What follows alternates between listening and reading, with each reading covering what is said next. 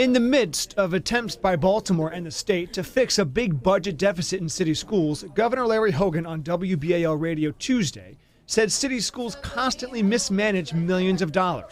I remember last year, I think it was $87 million they lost that they couldn't find. It had something to do with overtime. Today, the governor said he was mistaken. That number is higher. And actually, there are two different years in a row. One was $70 million, the other one's $45 million. So there's a total of $115 million that was kind of wasted by the school board or unaccounted for. Yet here is City Councilwoman Mary Pat Clark Wednesday morning. This system is fiscally well run. And here's an interview Tuesday night with Sonia Santelises, the school's CEO, who praised recent external audits of school finances.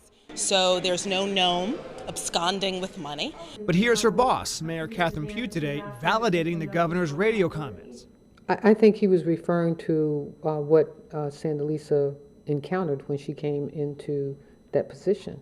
That I think there was discussion about overtime that was taken that there seems to be no accountability for. It's what's driving the governor's hesitance to give a blank check to city schools, years of questionable spending.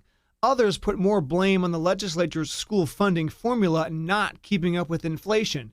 Either way, the city says it's working with the governor on a solution, but today Hogan said no one has talked to him about a plan. They've had some rallies and they've been talking to the media, but there's nothing, no one has any plan or any request before us.